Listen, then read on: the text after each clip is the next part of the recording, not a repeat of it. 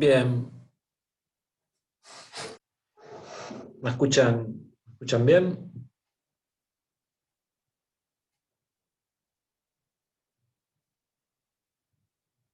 Sí, se escucha bien. Sí, gracias. Bueno, hoy vamos a hacer dos problemas de la guía 4. Va a haber que calcular símbolos de Christoffel, va a haber que calcular ecuaciones de geodésicas, hacer transporte paralelo, o sea, vamos a poner muchas cosas en práctica de lo que estuvimos viendo en las dos últimas clases. Primero vamos a hacer un repaso mínimo de la derivada covariante, que va a ser prácticamente el tema de hoy, porque es la derivada covariante la que introduce los coeficientes de la conexión y es también la que define el transporte paralelo. Entonces recordarán que uno tenía dos vectores y la derivada de uno de esos dos vectores, la derivada del vector b en la dirección del vector u, es lo que, es lo que define la derivada covariante. Y esa definición tenía ciertas propiedades de linealidad y de regla de producto, además de otras que para poder extenderlo a tensores más allá de vectores, a formas y a tensores de cualquier tipo, pero las que nos interesan en la clase de hoy son las propiedades de derivación de vectores. No vamos a derivar ni formas ni tensores de mayor rango. Entonces, bueno, tenía algunas propiedades de linealidad muy obvias, como la primera. Después, una propiedad de linealidad que tienen las derivadas direccionales del cálculo vectorial habitual, que es la linealidad respecto a la dirección a la que están derivando. Y por último, bueno, esto incluye un poco la propiedad anterior, que es que si multiplican a la dirección respecto de la cuestión de la cual están derivando por un escalar, ese escalar sale fuera de la derivada como un factor multiplicativo. Entonces estas eran propiedades de linealidad y además estaba la regla del producto por una función escalar. Derivar un campo vectorial por un campo escalar era tomar la derivada, aplicar el vector, aplicar el operador diferencial u al campo escalar, multiplicarlo por b, más el campo escalar sin ninguna acción de nada, multiplicado por la derivada covariante del campo. Esta era una especie de regla de Leibniz que implícitamente lo que está sugiriendo es que la derivada de una cero forma, la derivada covariante de una cero forma, es simplemente la aplicación del vector sobre la cero forma. Entonces, no era difícil de ver aquí cuando uno aplicaba estas reglas de linealidad, que si quiere definir una derivada covariante, lo que tiene que hacer es especificar cuál es la acción sobre los vectores de una base de vectores. O sea, por ejemplo, en un punto P de la variedad tenemos una base de vectores E sub A, que puede ser holónoma o no, y el vector que queremos derivar tiene cierto desarrollo en esa base, el vector respecto del cual estamos derivando tiene también un desarrollo en esa base. Entonces ahora empezamos a aplicar las propiedades de linealidad y de regla de Leibniz. Entonces, viene la derivada respecto de u del vector b. Al vector b lo escribimos como combinación lineal de los vectores de la base. Primera operación. Después usamos la regla de Leibniz para derivar el producto de un vector por un escalar. Entonces derivamos el escalar por el vector más el escalar por la derivada del vector. En el segundo renglón, el primer término no lo toco más, pero aquí ya usamos que U mismo tiene un desarrollo en los vectores de la base, y, y entonces en lugar de escribir U, escribo su desarrollo en la base E sub B, y ahora aplico la linealidad respecto de la dirección a la cual estoy derivando. Entonces, este V, esto es una suma de V, la suma de V por la derivada del el vector EA respecto del vector EB. Entonces, aquí todo lo que necesito saber para terminar de escribir quién es la derivada de B respecto de U, quién es la derivada de cualquier vector respecto de cualquier otro, es son cuáles son las derivadas de los vectores de la base respecto de los vectores de la base. O sea, es lo único que me falta definir aquí para poder calcular derivadas covariantes. Entonces es lo que se hace.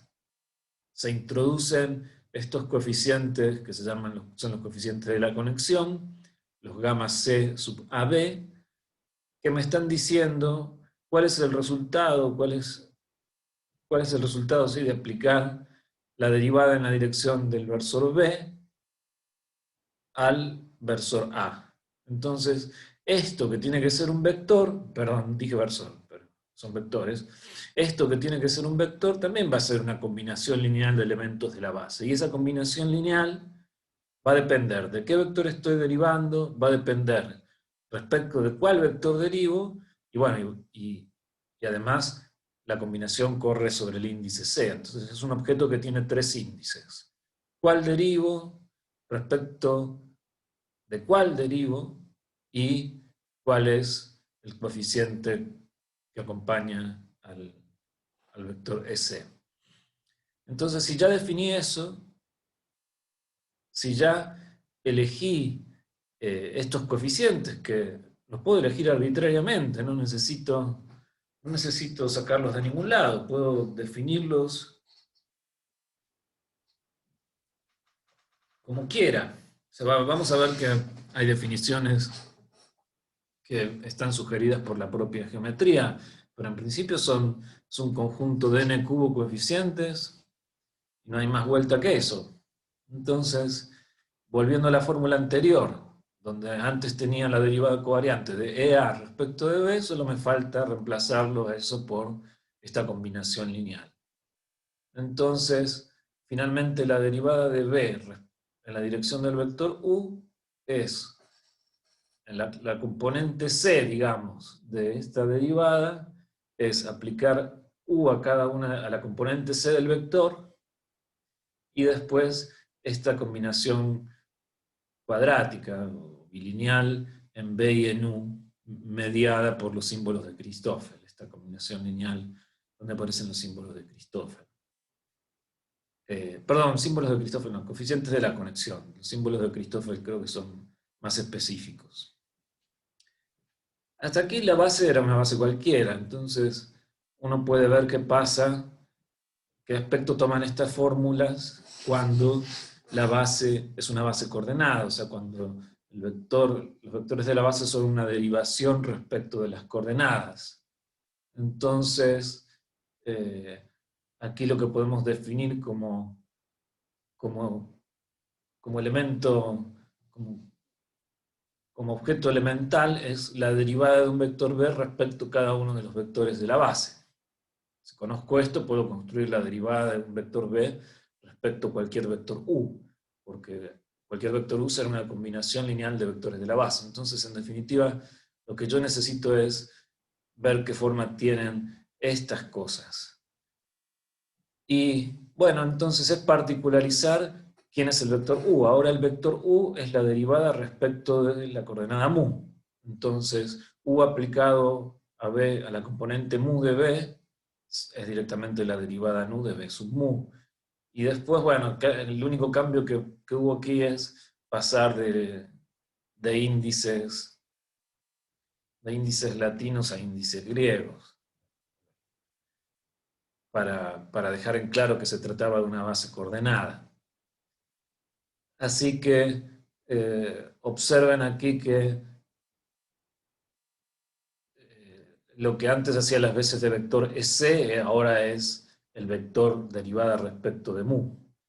Y donde antes aparecía un U sub B, era un U sub B porque estaba derivando respecto a un vector que tenía muchas componentes, pero ahora estoy derivando un vector que tiene una sola componente distinta de cero, que es la componente nu. Entonces, en lugar de tener una suma sobre B, ya simplemente tengo esto evaluado en nu.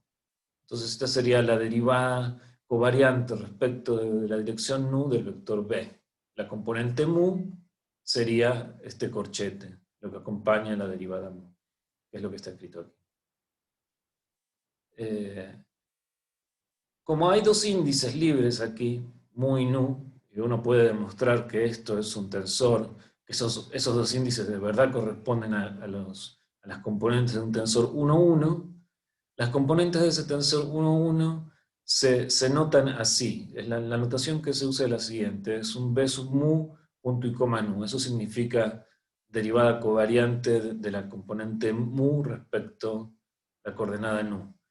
Y es simplemente un resumen de esta fórmula. Esta derivada con punto y coma significa ser la derivada ordinaria, que se simboliza con una coma, y después sumarle esta combinación lineal con los elementos, con las componentes de la conexión. Entonces, aquí vimos cómo derivar respecto a un elemento de la base, pero si yo quisiera derivar respecto de un vector cualquiera, lo único que tengo que hacer es una combinación lineal de u supra nu por la derivada respecto de nu. O sea, tengo que multiplicar por u sub nu y sumar para calcular la derivada respecto de un vector cualquiera, no necesariamente uno de la base. Entonces, el resultado para recordar es que esta derivada direccional se escribe como el cálculo ordinario, nada más que se reemplaza la derivada común por el punto y coma, ¿sí? Entonces estoy haciendo una proyección de la derivada covariante en la dirección de u.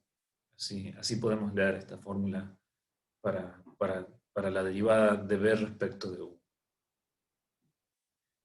Y una cosa aquí bastante importante es que estas fórmulas, cuando uno empieza a hablar de estas fórmulas, está pensando en un campo B chiquita, B chica, B corta. Ahí está.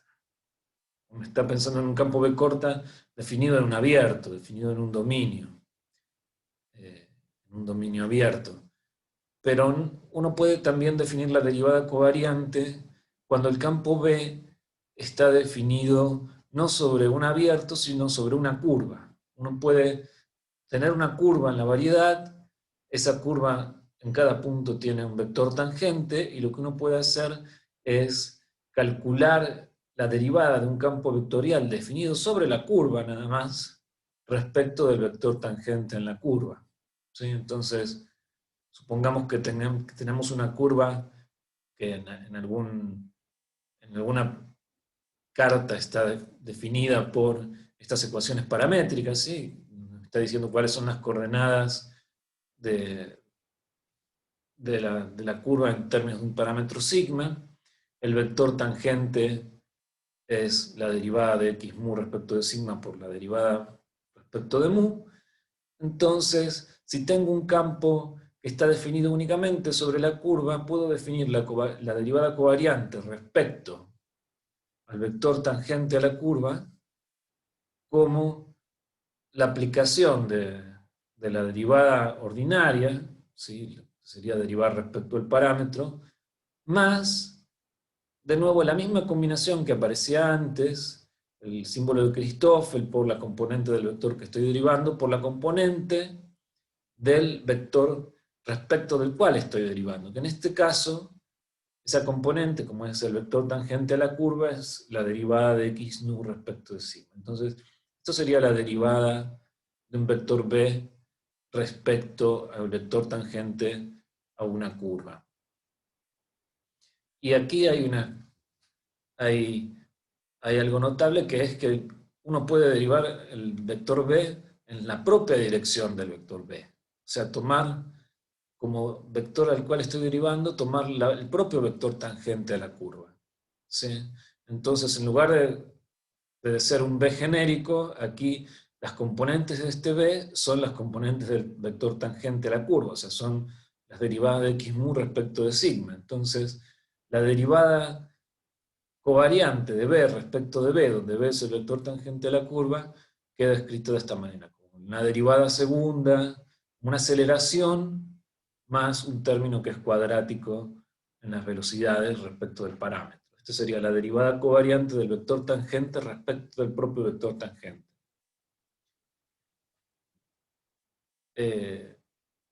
yendo un paso más atrás, si estamos derivando un vector cualquiera respecto del vector tangente de una curva y esa derivada da 0, si este campo vectorial satisface eso, se dice que el vector es transportado paralelamente a lo largo de la curva. Esta sería la definición de transporte paralelo. Cuando un campo vectorial sobre una curva está transportado paralelamente sobre la curva, es cuando esta derivada a lo largo de la curva es 0. Y en particular, si el vector que está transportado paralelamente a lo largo de la curva es el propio vector tangente de la curva, o sea, si el vector tangente de la curva es transportado paralelamente a sí mismo, se habla de que esa curva es una geodésica. Y entonces, particularizando eso, ¿no? Cuando aquí reemplazamos este b cualquiera por el propio vector tangente, la ecuación de la geodésica que nos queda en coordenadas es esta ecuación 26.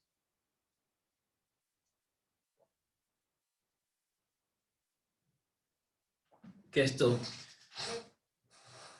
lo habrán visto creo que la clase pasada con Rafael. Aquí, en la ecuación de la geodésica, importa la parte simétrica de los símbolos de los coeficientes de la conexión, porque está multiplicado por este producto de derivadas que es simétrico en lambda y nu. Entonces, aquí en realidad, aunque aparecen todos los elementos de la conexión, lo único que importa es la parte simétrica de esos elementos de la conexión. Bien, esto fue un repaso muy ligerito, muy leve, y ahora vamos a resolver algunos problemas, el 3 y el 7. Entonces, vamos a adelantarnos un poco aquí a la clase teórica que viene, porque ya vamos a revelar, en este problema se revela cuál es la relación que uno puede establecer entre la métrica y la conexión, ¿sí? Aquí el problema 3 ya les dice que si tienen una variedad con cierta métrica, esa métrica define una conexión dada por esta fórmula 28. ¿Sí? Una conexión que tiene ciertas propiedades relacionadas con la métrica. Se dice que es compatible con la métrica, por ejemplo, respeta la derivada covariante de un producto escalar o la derivada covariante de la propia métrica es 0. ¿Sí? Es una conexión compatible con la métrica. Entonces lo que pide el problema 3 es que veamos que esta definición de los coeficientes de la métrica es la que sale naturalmente si uno busca cuáles son las curvas que minimizan la longitud de arco. ¿Sí?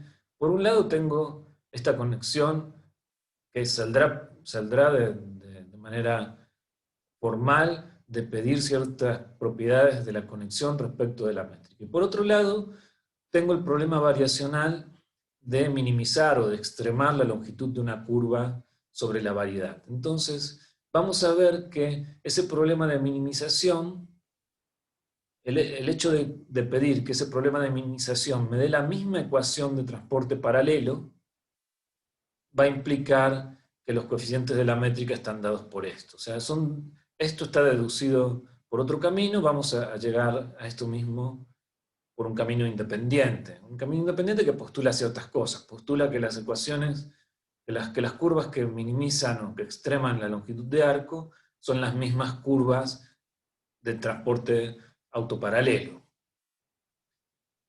Entonces, se trata de ver eso, de ver qué forma toma el problema variacional de minimizar la longitud de arco cuando tienen una métrica, ¿sí? Entonces, hay que escribir que la variación de la longitud de arco es 0, hay que introducir algún parámetro. Ya hemos visto varios problemas variacionales y depende del problema variacional, uno introduce un parámetro, no introduce un parámetro. Esto lo pueden ver de distintas maneras hecho en el Landau, en el Carroll, en el Misner, en el Hartle, en el Rindler. Todos usan distintos métodos para este problema variacional. El que yo elegí seguir aquí porque me pareció el más simple es el de Hartle. Y lo que hace es, en primer lugar, bueno, introduce un parámetro. Vamos a parametrizar la curva vamos a parametrizar la curva con funciones x mu de sigma. Entonces, el elemento de diferencial de longitud, donde antes decía dx mu de x nu, ahora serán las derivadas respecto de sigma, y todo eso multiplicado por diferencial de sigma, ¿sí? Entonces, aquí en lugar de diferencial de L, voy a reemplazar esto escrito en términos ya de las funciones parametrizadas y del parámetro sigma. Y el principio variacional entonces toma esta forma. La variación de esta integral con extremos fijos tiene que ser igual a 0. Y este es un problema de mecánica, es un problema de Lagrangianos.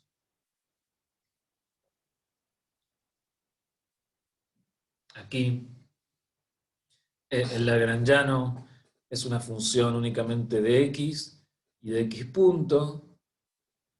Ustedes podrían decir, bueno, podría aprovechar el hecho de que no depende de sigma para usar una especie de conservación de la energía, pero si hacen eso van a ver que tienen una ecuación trivial, o sea que aquí la conservación de la energía no es una... La conservación de la energía en este problema equivalente no les da información, entonces hay que mandarse a hacer el cálculo completo de las ecuaciones de Euler-Lagrange. Pero es un lagrangiano relativamente sencillo, ¿no? Son tres términos, no hay ni potenciales, ¿no? Simplemente hay energía cinética. Lo que complica las cosas es la raíz, el hecho de que estén tomando la raíz. Pero en definitiva, lo que hay que hacer es calcular estas ecuaciones de Euler-Lagrange con este lagrangiano. Entonces, vamos a empezar calculando las derivadas más elementales, por ejemplo, la derivada respecto de x punto y la derivada respecto de x. Esas dos derivadas son muy simples de derivar. Siempre va a bajar un 1 sobre 2L, porque hay una raíz, y después, si derivo respecto de x mu punto, va a aparecer un factor 2, porque esta expresión es simétrica en mu y en nu.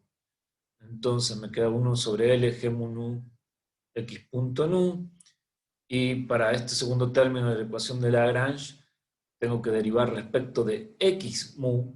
Entonces ya no puedo usar aquí mu como índice mudo, lo cambié por un ρ, y de nuevo es 1 sobre 2L por la derivada del integrando respecto de x mu, y lo único que puede depender de mu en el integrando es la propia métrica. Entonces me queda la derivada de g rho nu respecto de mu. Entonces, estas son las dos derivadas más interiores en esta ecuación. Todavía lo que me falta calcular es la derivada de esto respecto de sigma. Y esa sí sería complicada de calcular, porque tenemos el lagrangiano, y en el lagrangiano está el lagrangiano dividiendo, sé que tendría que derivar este lagrangiano, y después tendría que derivar lo que acompaña el lagrangiano, y dentro del lagrangiano todo depende de sigma, g y las derivadas dependen de sigma, o sea que eso sí sería un término complicado.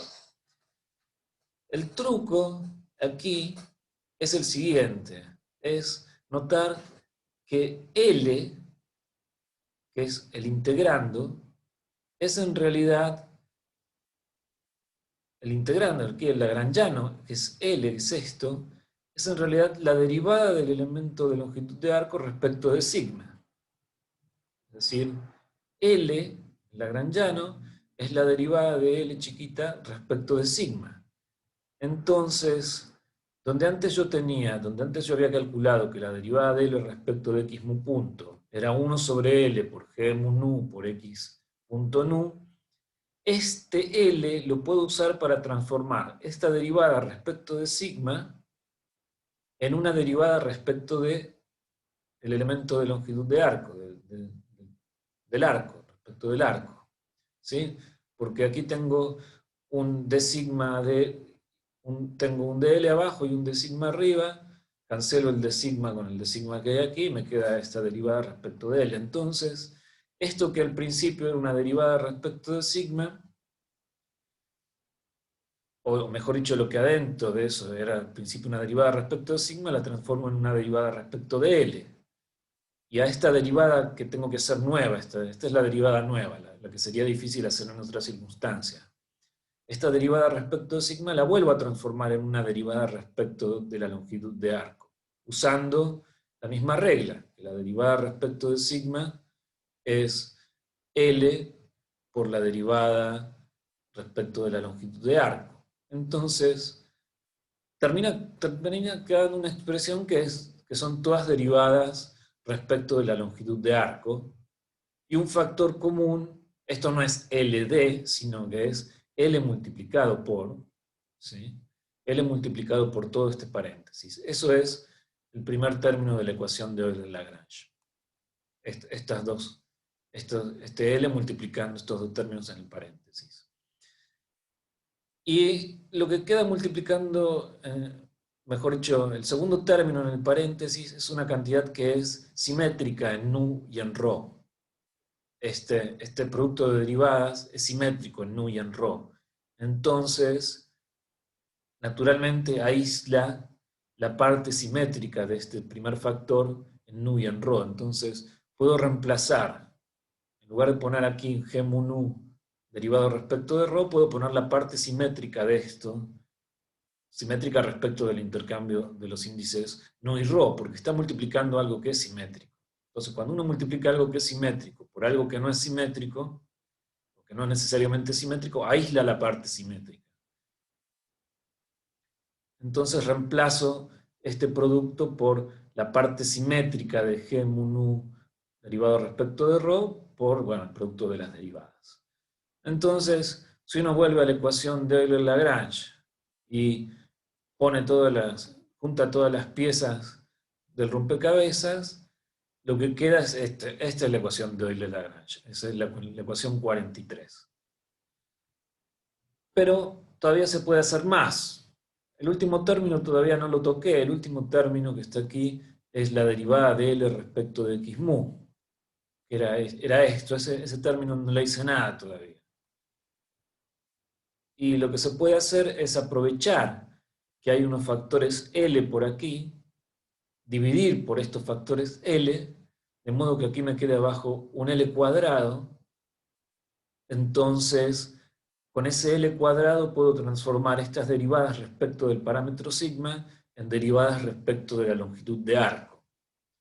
Y ya así la ecuación para la curva de longitud extrema toma una forma mucho más limpia, ¿sí? Desaparecen todos los L's, todas las derivadas que quedan son respecto de la longitud de arco, y lo único que debería hacer para llevar esto al aspecto de una ecuación geodésica, de una ecuación para una curva geodésica, mejor dicho, para que tenga el aspecto de una curva para que tenga el aspecto de una ecuación de transporte paralelo sobre una curva, es sacarme este g mu nu de adelante. Y eso es muy fácil porque la métrica siempre tiene inversa.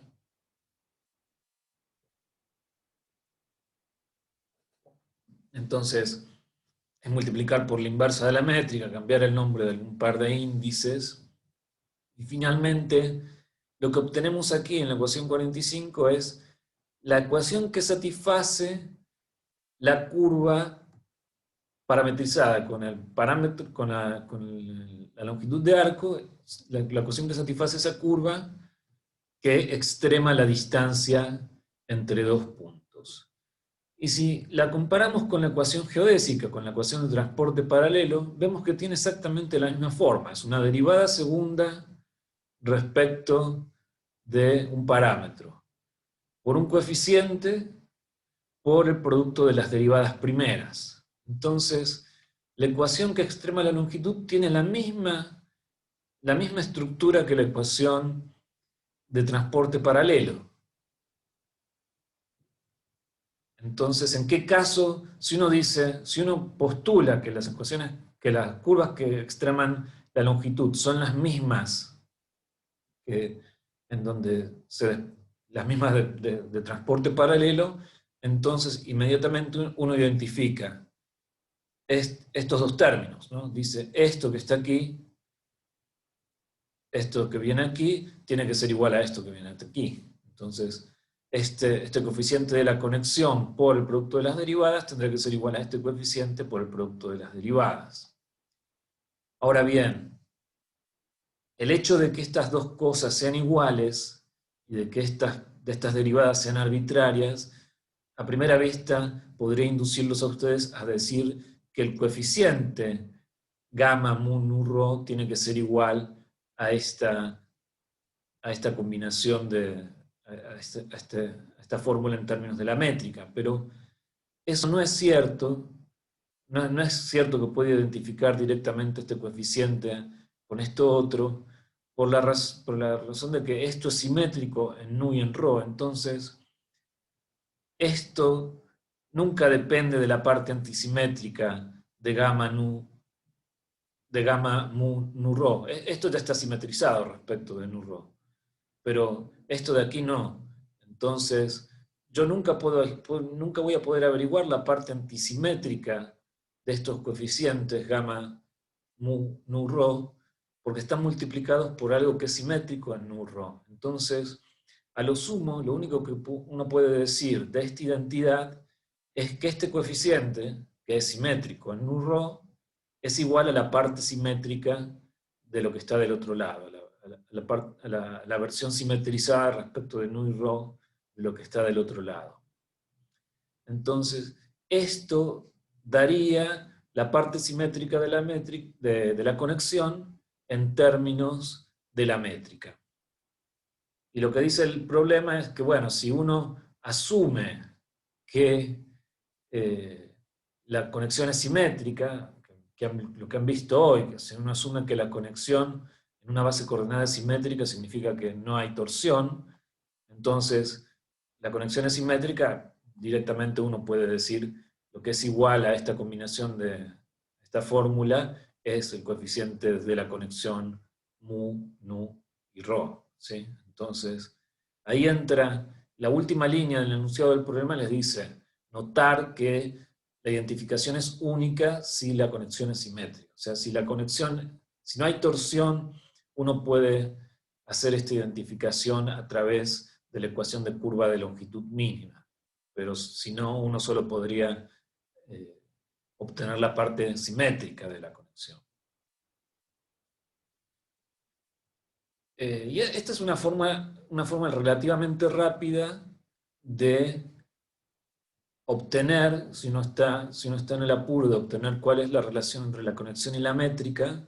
Esta es una forma relativamente rápida de obtener esta fórmula, o mejor dicho, la fórmula 49, ¿sí? A través de la ecuación de extremo de la longitud. Aquí extremo de la longitud o extremo del intervalo daría lo mismo, ¿sí? Si yo hubiera partido de una fórmula para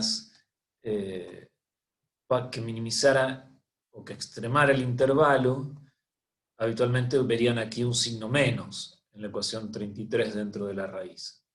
Pero fíjense que yo puedo poner el signo menos, lo puedo poner al final del cálculo, decir que g es igual a menos g. Pero como al final me queda una cosa que es cuadrática en g, entonces no tiene ningún efecto al haber calculado, al haber extremado una curva de tipo espacial o haber extremado una curva de tipo temporal, me va a dar el mismo resultado. O sea que por ahí no hay que haber diferencia.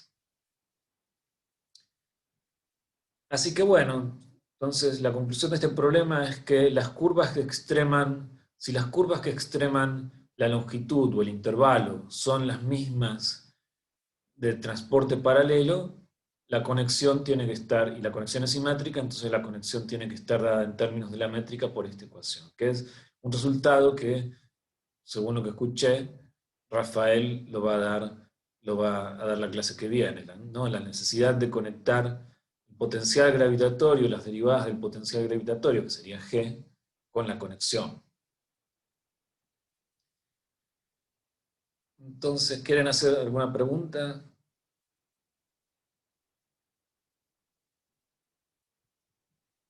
Vamos a pasar a otro problema, ¿sí? Es un problema, ¿sí? Decime.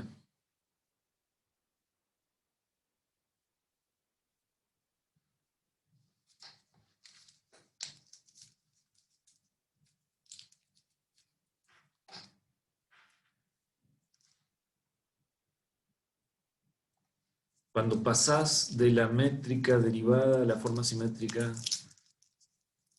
a ver, es momento.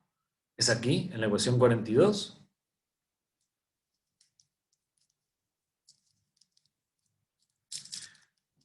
Bueno, lo que estoy diciendo aquí es que estoy multiplicando algo que es simétrico en los índices nu y ρ por algo que necesariamente no es simétrico en los índices nu y ρ. Entonces, yo podría suponer que esto tiene una parte simétrica en nu y ρ más una parte antisimétrica. Esto siempre lo puedo escribir como una parte simétrica en nu y ρ más una parte antisimétrica.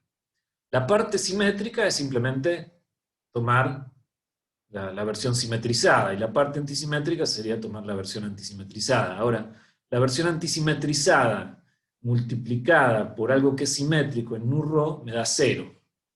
Entonces, si yo pienso a este G mu nu derivado respecto de ρ como una parte simétrica más una parte antisimétrica, la parte antisimétrica contraída con este producto de derivadas me da 0. Entonces, lo único que sobrevive es la parte simétrica. Y la parte simétrica es esta.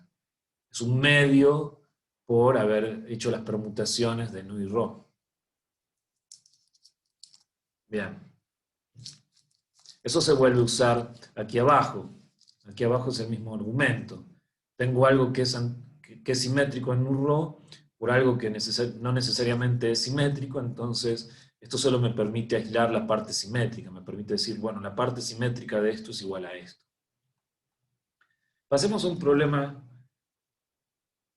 que sigue siendo un problema de geometría de Riemann, no es un problema de geometría en el espacio-tiempo, pero tiene todas las cosas de un problema de espacio-tiempo, o sea, todas las cosas que vamos a encontrar, métrica, conexión, transporte paralelo, derivada covariante, todas esas cosas están aquí.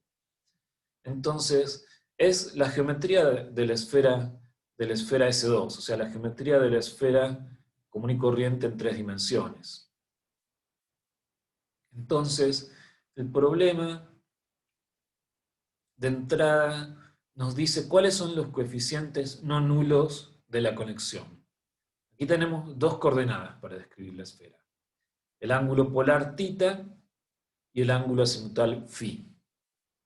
Entonces, el problema está proponiendo, así como si fuera una cosa en cierto punto arbitraria, ciertos coeficientes de la conexión tienen estos valores y los restantes son 0. En particular, noten que esto es una conexión simétrica. Θ, φ, θ. ¿Sí? Son iguales. Aquí no hay nada que decir porque es el φ y el φ, y todos los que son θ, φ con θ arriba son 0, o sea que es una conexión simétrica. Y lo que vamos a hacer es calcular las derivadas de los vectores de la base, calcular las derivadas covariantes de los vectores de la base. Tenemos 4 derivadas por calcular. La derivada del vector θ respecto de φ, la derivada del vector φ respecto de θ, la derivada de φ respecto de sí mismo, y la derivada del vector θ respecto de sí mismo. Entonces vamos a empezar por hacer eso, por calcular las 4 derivadas covariantes que uno tiene a disposición cuando tiene 2 elementos en la base de vectores. ¿Sí? Entonces, esas derivadas covariantes son las que me definían los símbolos los coeficientes de la conexión. Ahora al revés, ahora me dan los coeficientes de la conexión y me piden que calcule las derivadas covariantes. O sea, yo antes daba, bueno, más o menos lo mismo. O sea, ahora doy por conocidos estos coeficientes, ¿sí? Y lo que quiero calcular es el miembro de la izquierda. Aquí, poniendo nu y mu, dándole todos los valores posibles a mu y a nu. Quiero calcular estas derivadas conociendo los símbolos. Según el enunciado, solo estos dos son distintos de 0. Entonces, tratemos de concentrarnos aquí un minuto para leer el primer renglón y entender lo que estoy haciendo aquí en el primer renglón. Entonces, creo que con eso va a ser suficiente. Yo quiero calcular la derivada covariante del vector φ en la dirección del vector φ. Entonces, eso es una combinación lineal de elementos de la base. Es algo que multiplica a derivada respecto de tita más algo que multiplica a derivada respecto de phi. ¿Cuáles son esos coeficientes? Esos coeficientes son uno que acompaña a tita, aquí por eso el índice tita con el índice tita, uno que acompaña a phi, por eso el índice phi con el índice phi, y después los índices que están abajo me dicen cuál vector estoy derivando respecto de cuál otro. Siempre se mantienen invariantes porque es el phi respecto del phi, en la segunda línea sería el tita respecto del phi, en la tercera línea sería el phi respecto del tita, y en la última línea sería el tita respecto del tita. Entonces, siempre lo que aparece aquí abajo es lo mismo. Lo que va cambiando es el índice superior. ¿Qué componente viene asociada a cuál vector de la base? Entonces, para cada una de estas derivadas covariantes, siempre tengo dos términos que sumar. El asociado a la dirección derivada tita y el asociado a la dirección derivada phi. Bueno, con estos que son distintos de 0 y con todos los otros que son iguales a 0, es simplemente hacer sustituciones. Y estas son las derivadas covariantes de los versores, perdón, de los versores no, de los vectores de la base respecto a los propios vectores de la base. Son cosas.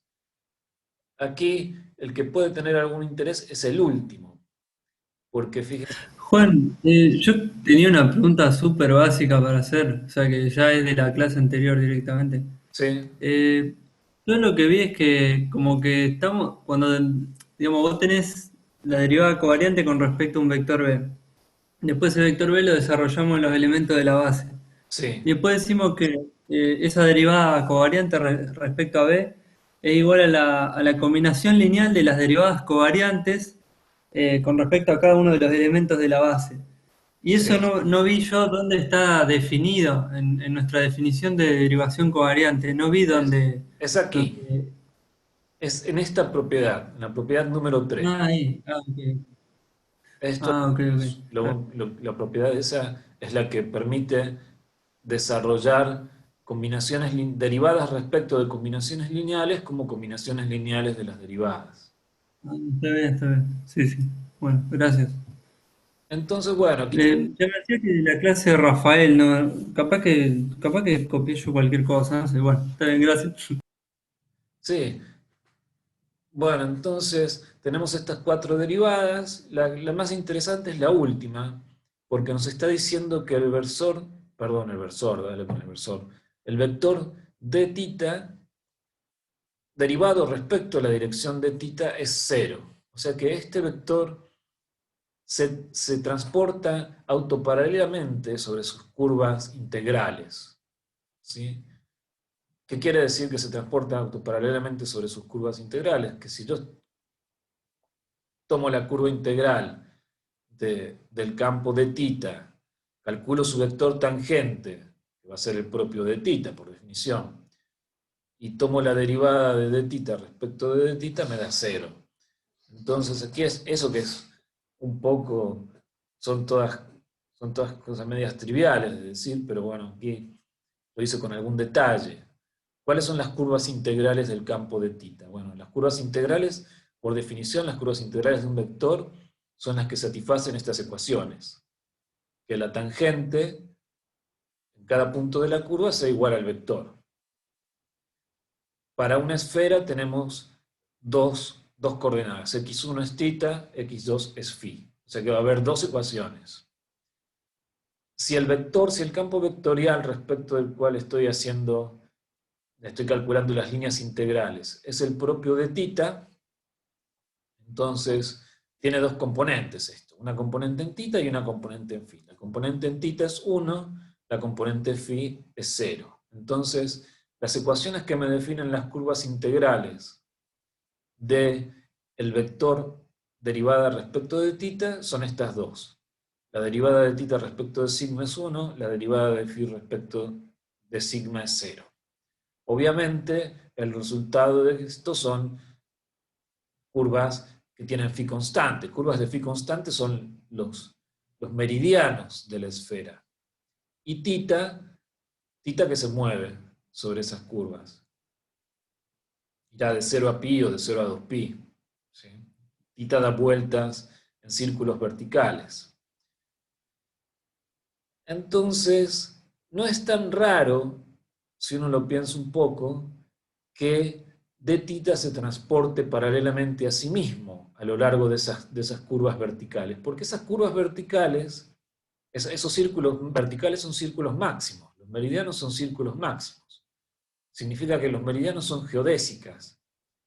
¿Sí? Si uno leyó los otros ítems del problema, sabe que esta conexión es la que viene de la métrica ordinaria en la superficie de la esfera. Entonces, uno sabe qué tipo de geodésicas esperar. ¿Sí? Entonces, el hecho de que la derivada de θ sea 0 en la dirección de θ, de que los meridianos sean curvas de transporte paralelo del vector de θ, de su vector tangente, tiene todo el sentido del mundo, porque los meridianos son geodésicas.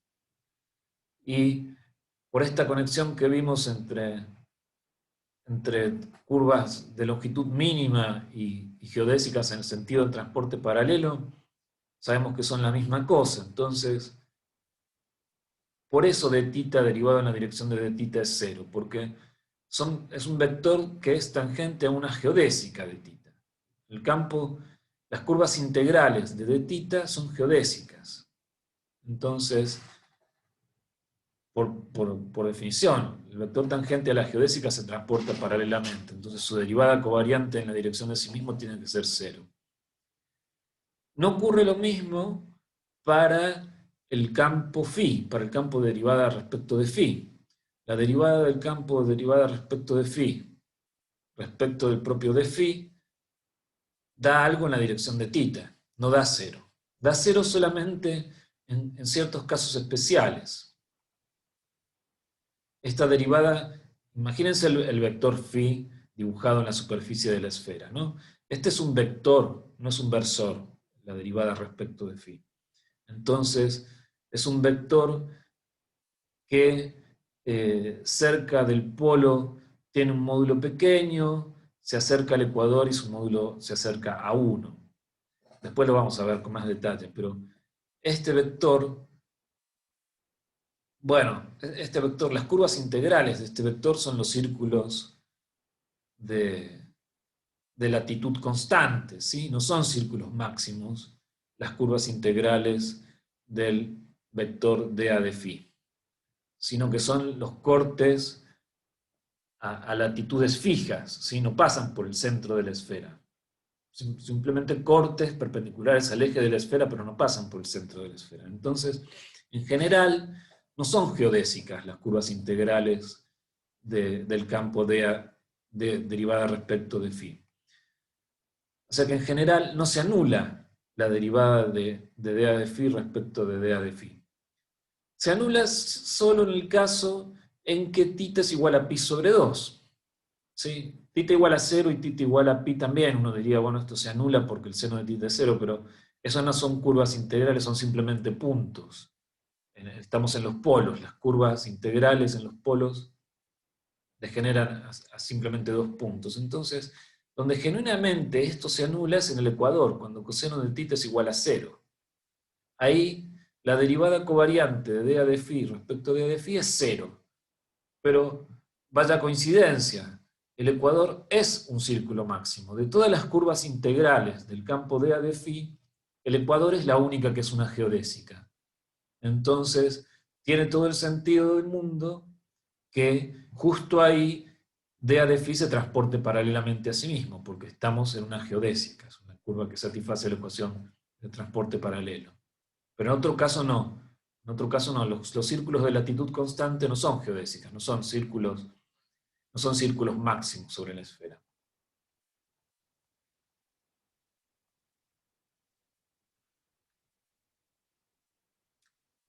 En fin, esto nos permitió, aquí lo que hicimos fue calcular derivadas covariantes, y ahora vamos a hacer verdaderamente el transporte paralelo de un vector y ver cómo se modifica el vector a medida que uno lo transporta paralelamente a lo largo de una curva. El problema que nos dan es el siguiente. Tenemos inicialmente, en algún punto de latitud θ0 y φ igual a 0, tenemos un vector que coincide con d tita, dA de tita, ¿sí? Este vector azul. Y lo que se nos pide es que lo transportemos paralelamente a lo largo de este círculo de latitud constante tita 0. O sea, que hagamos el transporte paralelo del vector a lo largo del círculo. Entonces tenemos que escribir la ecuación de transporte paralelo y darle la condición esta. O sea, hay que escribir la ecuación de transporte paralelo con una condición inicial dada. La ecuación de transporte paralelo de un vector sobre una curva, de un campo vectorial definido sobre una curva, era esta, que la derivada covariante respecto al vector tangente a la curva fuera 0. ¿Quién es el vector tangente a esta curva roja? Bueno, muy obviamente ese vector tangente a la curva roja es dA de phi, ¿sí? Es el vector que va tangente y está en el plano horizontal. Eso es muy fácil de calcular, porque esa curva está definida por θ igual a θ 0 y phi igual a sigma, ¿sí? Está parametrizada por sigma. Phi da vueltas, θ está fijo. Entonces, calculo el vector tangente a la curva, que lo llamo u, es la derivada respecto de sigma, entonces será la derivada de θ respecto de sigma por la derivada respecto de θ, más la derivada de phi respecto de sigma por la derivada respecto de phi. Aquí, como θ es constante, lo único que me queda es este segundo término, y como phi coincide con el parámetro, lo único que queda es dA de phi. O sea que era un resultado muy previsible. El vector tangente al círculo sobre el cual voy a trasladar este vector azul es el vector derivada respecto de phi. Entonces, la ecuación de transporte paralelo en general tenía esta fórmula donde u era el vector tangente a la curva. Ahora, fíjense que u tiene una sola componente distinta de 0, que sería la componente asociada a nu igual a phi, cuando nu toma el valor phi o el nombre phi. Entonces, voy a tener una ecuación para la componente θ de b, una ecuación para la componente θ de b, una ecuación para la componente phi de b, y en estos segundos términos, cuando haga la contracción de nu, solo va a aparecer un término, el asociado a nu igual a phi.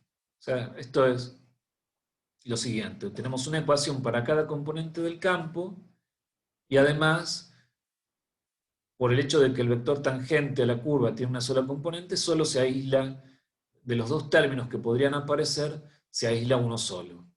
Entonces, este es el par de ecuaciones de transporte paralelo para este vector. Estas son las ecuaciones que me dicen que el vector se transporta paralelamente sobre la curva que tiene vector tangente de phi, dA de phi. Bien, vamos a los datos del enunciado. ¿Quiénes son los elementos de la conexión? Estos son los elementos no nulos de la conexión. Entonces queda este par de ecuaciones para B transportado sobre la curva sobre el círculo. Ahora, este par de ecuaciones están cruzadas. En la ecuación para B θ aparece B phi, en la ecuación para B phi aparece B θ. Pero es muy, muy fácil aislar cada campo, mejor dicho, aislar cada componente. Es muy fácil. Uno deriva, por ejemplo, la primera ecuación otra vez respecto de sigma, y donde dice derivada de b respecto de sigma, saca lo que dice la segunda ecuación. Entonces, es muy fácil desenredar estas dos ecuaciones, y lo que me quedan es este par de ecuaciones ya separadas para la componente θ y para la componente phi, y son la misma ecuación. Lo único que cambia es la componente, pero aquí el coeficiente que aparece es el mismo en los dos. Entonces hay que resolver este par de ecuaciones con la condición inicial de que B coincide con B θ en sigma igual a 0. En el punto de partida B coincide con B θ, o sea que tiene una componente θ igual a 1 y una componente phi igual a 0. Y además, estas son ecuaciones de segundo grado, o sea que necesito también las derivadas iniciales.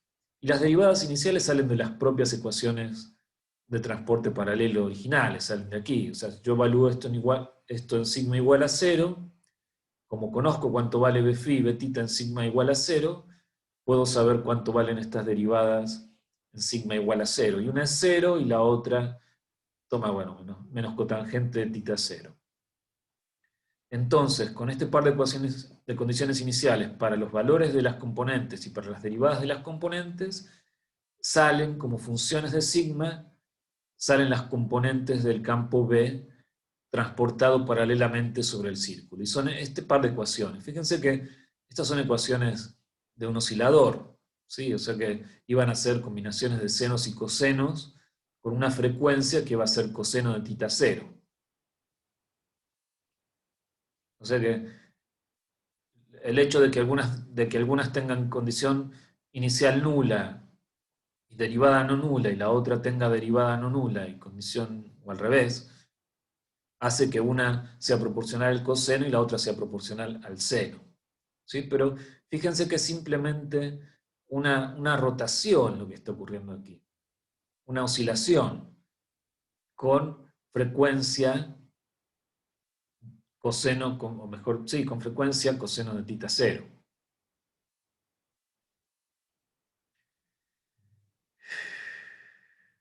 Y bueno, ahora vamos a ver algunos gráficos.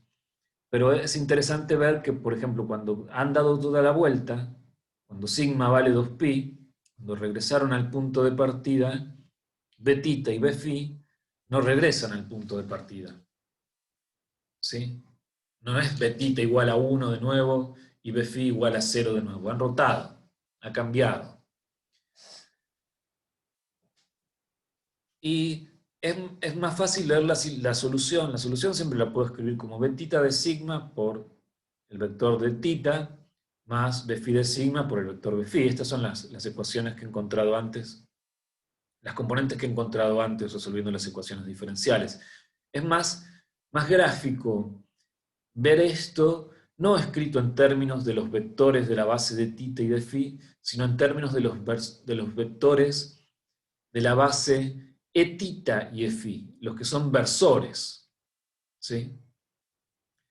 Los que son versores respecto de la métrica ordinaria en la esfera. O sea, si yo reemplazo, si en lugar de escribir, si escribo dA de phi en términos del versor e phi, bueno, e tita coincide con la derivada respecto de tita, ese ya era un versor, pero e phi es el versor y d phi no es el versor. Cuando escribo la solución en términos de los versores, aquí la ecuación 76 sería la ecuación más transparente para ver lo que le está pasando a este campo vectorial B a medida que lo transporto a lo largo del círculo. ¿Sí? Se ve que van rotando las componentes. Esta es claramente una rotación. Una va como un coseno y la otra va como un seno. Ese factor 1 sobre seno que aparecía antes aquí, que ocultaba un poco, oscurecía un poco lo que estaba pasando, se va cuando uno escribe las cosas en términos de versores. Entonces, por ejemplo, aquí dibujé un caso en que el vector inicial es este vectorcito rojo. Sale de phi igual a 0, tita 0, y en este caso elegí pi sobre 3, porque pi sobre 3 da coseno de tita 0 igual a 1/2. Entonces, cuando dio toda la vuelta, cuando sigma vale 2pi, el argumento del coseno será coseno de pi, y el argumento del seno será seno de pi, entonces me queda menos el vector que tenía inicialmente. Si justo elijo tita 0 igual a pi sobre 3, o sea, si el círculo sobre el que estoy haciendo el transporte es pi sobre 3, al dar toda una vuelta, el vector rotó media. No rotó 2pi, sino que rotó pi. Este vector siempre se transportó paralelamente a sí mismo a lo largo de esta curva, pero al regresar al punto de partida, vemos que no regresó a su estado inicial, sino que está desfasado pi. Regresó antiparalelo a su dirección inicial. Aquí lo que grafico es otro ejemplo. Siempre el vector rojo es el inicial. Estoy más cerca del polo. Elegí un transporte sobre un círculo que está más cerca del polo. ¿Qué pasa cuando me acerco al polo? Cuanto más me acerque al polo, la geometría que voy a estar examinando cada vez va a ser más cercana a una geometría plana. Imagínense, cada vez estoy más cerca del polo, las distancias se vuelven cada vez más despreciables respecto al radio de la esfera. Entonces, es natural que si hago transportes paralelos sobre círculos que se acerquen al polo, la dirección del vector empiece a trasladarse o empiece a cambiar como el transporte paralelo de geometría plana, que es una dirección invariable, que tuviese respecto a los versores de R3 una dirección invariable. Y eso, fíjense, es más o menos lo que pasa aquí. Todavía es notable una variación entre la dirección inicial y la dirección luego de una vuelta, pero fíjense, en tramos cortos, ¿sí? Si hacen recorridos cortos, el vector parece transportarse paralelo a sí mismo en el sentido de la geometría plana de R3. Y eso va a suceder cada vez más marcadamente a medida que me acerque más y más al polo, porque la geometría tiende a ser la geometría del plano. Todavía en este dibujo, al dar la vuelta de 2π, llega a verse una diferencia muy apreciable entre el versor inicial y el versor final, pero es mucho menor que esta diferencia de pi. Aquí es un ángulo, podríamos calcular y todo este ángulo, ver cuánto vale este ángulo sería un ejercicio interesante. A medida que me acerque al polo, ese ángulo se va a ir acercando a cero, cada vez va a transportarse más paralelamente en el sentido del transporte en R3. Así que bueno, creo que es el primer ejemplo que vemos hecho en la práctica de transportar paralelamente un vector a lo largo de una curva. ¿Sí? O sea, es resolver una ecuación diferencial, resolver la ecuación diferencial de transporte paralelo con una condición inicial. No es más que eso.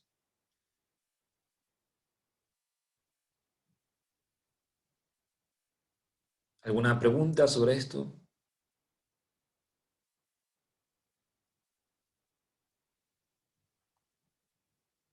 Bueno, el siguiente ítem es el que adelanta un poco de dónde viene la conexión, adelanta del todo, de dónde viene la conexión con la que empieza el enunciado. El enunciado dice, suponga que los coeficientes de la conexión son tales y el resto son iguales a 0.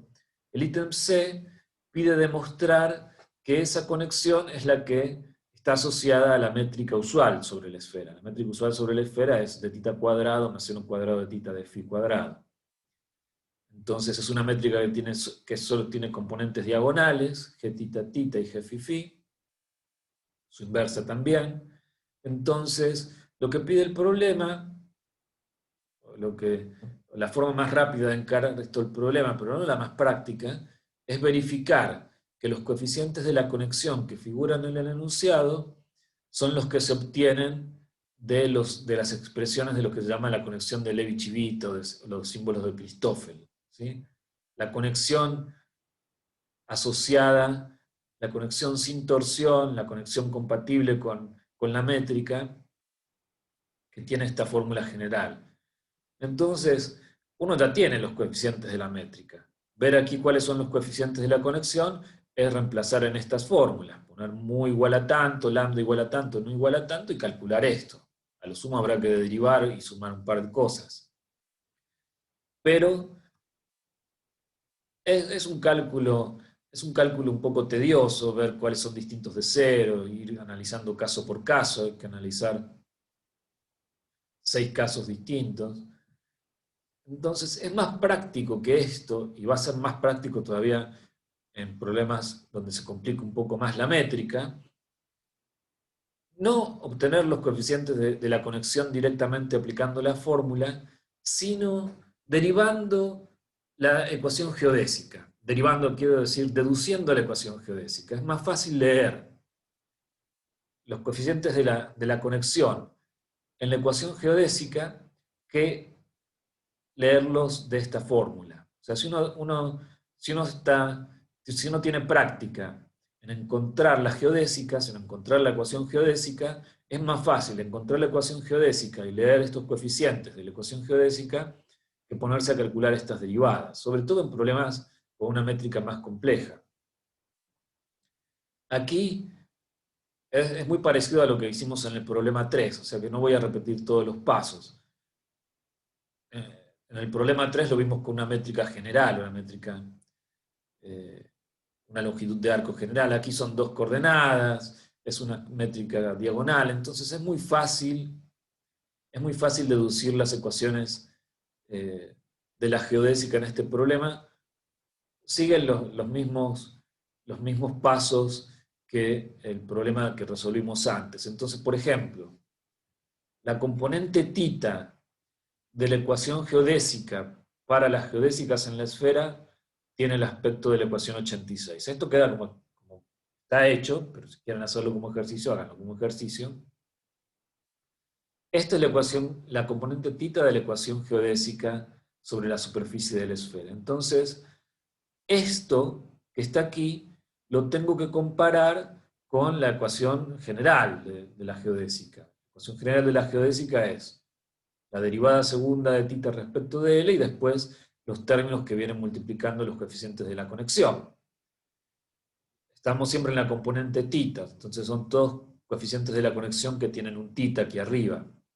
Y después vienen aquí abajo los índices que me señalan por qué derivadas estoy multiplicando. El θ estoy multiplicando por la derivada de θ, por la derivada de θ y por la derivada de θ, o sea, la derivada de θ al cuadrado. Después tengo estos términos que se asocian, porque es el que multiplica la derivada de θ respecto de L y la derivada de φ respecto de L, y el que multiplica la derivada de φ respecto de L y la derivada de θ respecto de L, eso es la misma cosa. Y por último, el término φ, o sea, donde aparece la derivada de φ al cuadrado. Entonces tengo que comparar la ecuación 86 con la ecuación 87 y leer cuánto valen los coeficientes de la conexión. Entonces, me fijo aquí, ¿aparece algún término que tenga de θ de L al cuadrado? No. Entonces, gamma θ es igual a 0. ¿Aparece algún término que tenga de φ a de L al cuadrado? Sí, aparece. Está aquí. Entonces ya sé decir que gamma θ φ es igual a lo que acompaña ese coeficiente, o sea, menos seno de θ coseno de θ. Y después no aparece ninguno de los otros. Suponiendo que la conexión sea simétrica, que esto sea igual a esto otro, este término no aparece en esta ecuación, no aparece nada que sea derivada de θ respecto de L y derivada de φ respecto de L. Entonces, tanto uno como el otro, si son iguales, si asumimos que son iguales, son 0. Entonces, esta componente de la ecuación geodésica me permitió, de un plumazo, encontrar 4 coeficientes de la conexión. Y de manera parecida, uno puede escribir la componente φ de la ecuación geodésica, o sea, cómo evoluciona la coordenada φ en el transporte paralelo. Y es una ecuación que involucra solo un término. O sea, tenemos la derivada segunda y después un término que tiene la derivada de θ respecto de L y la derivada de φ respecto de L. Entonces, si yo lo comparo con la ecuación geodésica general, que podría tener un término proporcional a de θ de L al cuadrado, un término cruzado y un término de φ de L al cuadrado, directamente digo, bueno, no hay ningún de φ de L al cuadrado, no hay ningún de θ de L cuadrado, entonces estos dos son 0, directamente puedo decir que estos dos son 0, y el único que es distinto de 0 es en donde aparecen las dos derivadas. Y asumiendo de nuevo que la conexión es simétrica, una cotangente de θ va a ir a parar a uno y la otra cotangente de θ va a ir a parar al otro. Entonces estos dos coeficientes de la conexión son iguales a la cotangente de θ. Entonces salen de esta ecuación geodésica, salen otros 4 coeficientes de la conexión y salen inmediatamente. ¿Sí? Aquí, a modo de ejemplo, está calculado, si uso la fórmula directa, si uno tiene la suficiente memoria, bueno, no es tan difícil acordarse esta ecuación. Cuando la escriban un par de veces se van a dar cuenta de cuál es la regla para que da estos coeficientes. Pero imagínense que yo quisiera averiguar los 8 coeficientes de recién, calculando estas 8 ecuaciones. ¿sí? Entonces aquí hice una sola, por ejemplo, calculé la conexión, la componente phi, tita, phi, que no es tan difícil, no es difícil aplicar la fórmula, lo tedioso es que son 8. Y las ecuaciones de la geodésica me tiran 4, me van tirando de a 4 coeficientes por vez, entonces es más fácil deducir la geodésica, la ecuación de la geodésica, que empezar a aplicar esta fórmula mecánicamente. ¿Sí? Y más cuando la métrica se complique.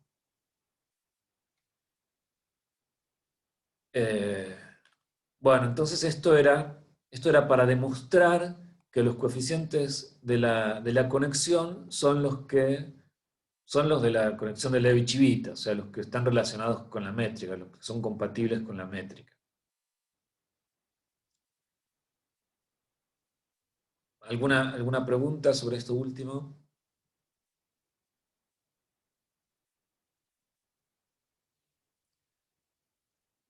Bueno, repito la idea porque es importante. Uno o puede aplicar las fórmulas generales directamente o puede deducir la ecuación de la geodésica. Yo no tengo tanta experiencia en relatividad general como para decirlo de primera mano, pero por lo que he leído, el camino práctico no es aplicar estas fórmulas directamente, sino deducir la ecuación de la geodésica, a menos que uno tenga algo ya programado, y entonces sí, pone las componentes de la métrica y el programa le da directamente los coeficientes de la conexión, pero si uno está haciendo un cálculo a mano, parece ser que lo práctico es deducir la ecuación de la geodésica y no aplicar estas fórmulas así mecánicamente. Eso lo he leído en más de un libro. Entonces, sigamos, ya falta muy poquito. Vamos a ver el ejemplo de calcular los coeficientes de la conexión en una base anolon. Siempre da problemas pronunciar esta palabra. Una base no holónoma es más fácil. Entonces, estaba la base que era de tita de phi, y está esta otra base que es una base de versores respecto a la métrica, que es la base, bueno, aquí, perdón, hay un error, déjenme corregirlo.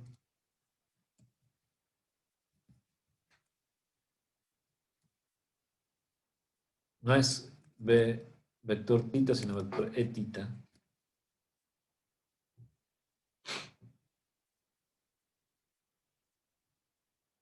Ahí está. Es vector e tita. El vector este no cambia, sigue siendo, este ya era un versor de por sí. Pero reemplazamos el vector de A de phi por este otro, que tiene una corrección que es multiplicar por una función de tita, que lo que hace es que respecto de la métrica, de esta métrica, respecto de esta métrica, ese vector tenga módulo 1. ¿Sí? El hecho de dividirlo por phi hace que ese seno cuadrado de la métrica cancele el 1 sobre seno cuadrado que se forma aquí cuando calculo el módulo de phi. Entonces, nos piden calcular los coeficientes de la conexión en esta base anolonoma. Calcular los coeficientes de la conexión, recuerden, es la fórmula de base, esta fórmula básica. ¿Cuáles son los coeficientes de la conexión? Bueno, la idea es calcule las derivadas, o los da por definición, o si podés calcular por algún método las derivadas covariantes de las expresiones de la derivada covariante, coeficiente por coeficiente, lo vas leyendo del término que multiplica a cada vector de la base. Entonces, es lo que vamos a hacer ahora. Ya sabemos cómo calcular las derivadas covariantes porque tenemos la conexión en la base coordenada. Entonces, usando la conexión en la base coordenada, vamos a ir calculando las derivadas de estos versores en las direcciones de esos versores, y de ahí vamos a ir leyendo los coeficientes de la conexión. Entonces, son 4 derivadas las que hay que calcular. E tita respecto de phi, e tita respecto de tita, e phi respecto de tita y e phi respecto de phi. Y aquí es usar linealidad y regla del producto. Por ejemplo, la primera derivada sería la derivada de tita respecto de phi. E tita coincide con el vector dA de tita de la base coordenada. Ese coincide, no hay que tocar nada. Pero Φ es el vector de la base coordenada dividido o multiplicado por la función 1 sobre seno de tita. Entonces aquí aplicamos linealidad. El 1 sobre seno de tita sale afuera y lo que tengo que calcular es la derivada de tita respecto a de phi. Estos son dos coeficientes de la conexión que es dato. Siempre va a haber abajo un tita y un phi, porque estoy derivando tita respecto de phi, y voy a tener dos sumandos. Uno es la componente en tita y otro es la componente en phi. De estos dos, solo el de la componente phi es el que tiene conexión distinta de cero. Entonces, el resultado es cotangente de tita sobre seno de tita dA de phi, y a este dA de phi sobre seno de tita ya sé que es phi. Vuelvo a introducir el versor, entonces sé que la derivada covariante de tita a de phi es igual a cotangente de tita por phi. Y así se hace con las otras tres derivadas. Hay un par que dan 0 y hay dos que no dan 0. Aquí, el resumen de esas cuatro derivadas está aquí en la ecuación 103. ¿Sí? Entonces, usando que ya sabía calcular las derivadas de los vectores de la base coordenada, calculo las derivadas de los versores en las direcciones de ellos mismos. Entonces ahora 2 dan 0 y 2 son distintos de 0, y es el mismo coeficiente con cambio de signo. Entonces, de aquí puedo ir leyendo cuánto valen las componentes de la conexión en esta base no holónoma. Por ejemplo, yo sé que la derivada de tita respecto de phi va a ser igual a gamma phi tita phi por phi. Entonces ya sé leer que gamma phi tita phi va a ser cotangente de tita. Y gamma phi gamma tita. Si aquí estuviera sumando algo que fuera proporcional a tita, tendría un gamma de tita phi distinto de 0. Esto es un poco un trabalenguas, pero como no hay ningún coeficiente aquí, como solo aparece un phi y no aparece una tita, quiere decir que la otra componente de la conexión relacionada con esta ecuación es 0. Entonces, es fácil leer que las únicas dos componentes de la conexión que son distintas de 0 son gamma phi tita phi y gamma tita phi phi, asociados a estas dos ecuaciones. Todos los otros son 0. En particular, noten lo siguiente. Noten que no es simétrica. Esta conexión que era simétrica en la base coordenada, no es simétrica en esta base no holónoma. El phi, tita phi da cotangente de tita, pero el phi tita da 0. Entonces, ese es el cuidado que uno tiene que tener cuando dice que una conexión es simétrica. Una conexión es simétrica tiene significado cuando uno se refiere a una conexión a una base coordenada. Si en una base no coordenada, la conexión no necesariamente, una conexión que era simétrica a una base coordenada, no necesariamente va a ser simétrica a una base no coordenada. Bueno, y quedan dos ejercicios muy simples. Están hechos aquí, pero no los voy a hacer ahora. Son calcular derivadas direccionales de un campo respecto de otro. Son cosas relativamente sencillas. Fíjense, son 6 o 7 ecuaciones nada más. Eso aprovechen y háganlo ustedes. Si todavía tienen algo de energía y vienen con un poco de envión, aprovechenlo y háganlo ahora. ¿Sí? Calcular estas derivadas covariantes que faltan en el ítem F, y en el F y en el L y en el F. Solo el F, perdón. ¿Sí? Así que esto era lo de la clase de hoy.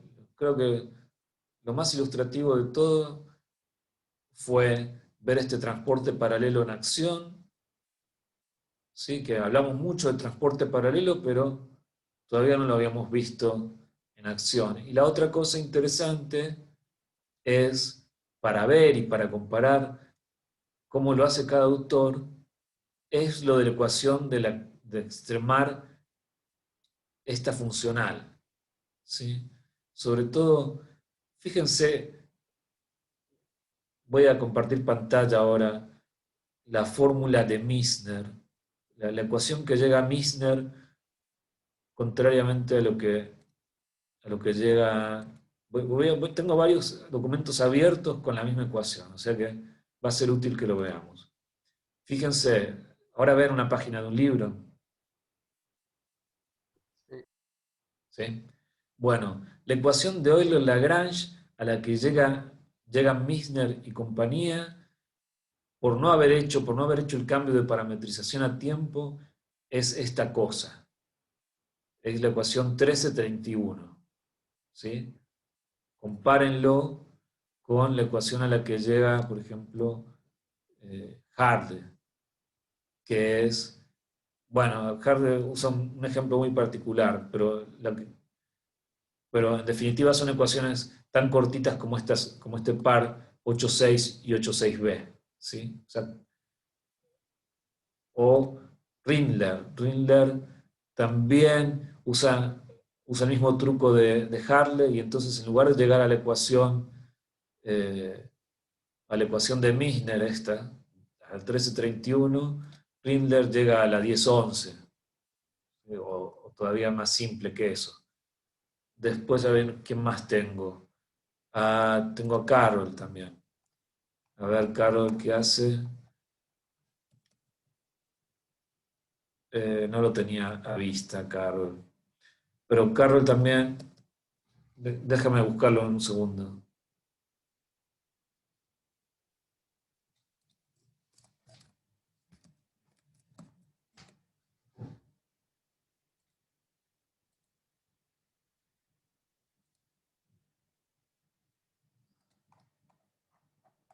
Si es que lo encuentro ahora.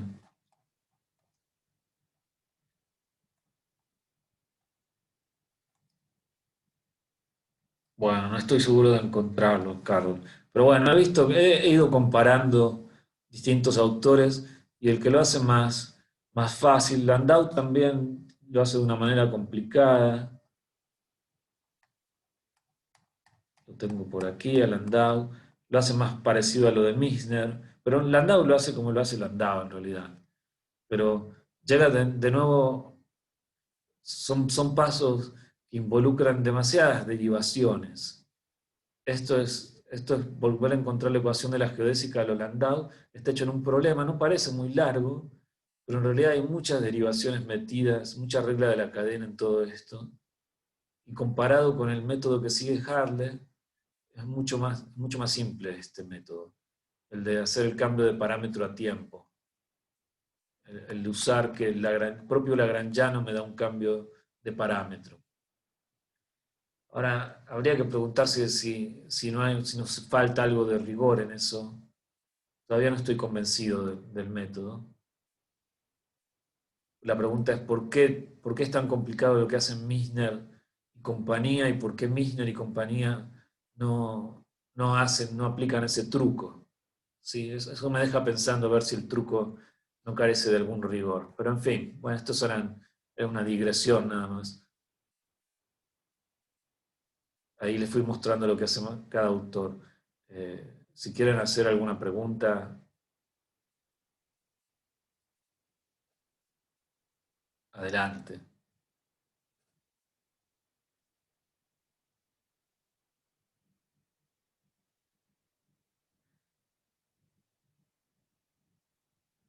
Bueno, si no, vamos a subir en algunos segundos con el matemática. En algunos segundos vamos a subir el resuelto de los problemas para entregar, ¿sí? O sea que los que se reportaron enfermos y no pudieron entregar los problemas a tiempo, por favor no miren el resuelto, no vayan a entregar una copia del resuelto, ¿sí? Pero lo vamos a subir ahora al resuelto para los que ya lo entregaron puedan ver, puedan autocorregirse, pero igual les vamos a dar una devolución de lo que han hecho. Así que estaríamos terminando ahora.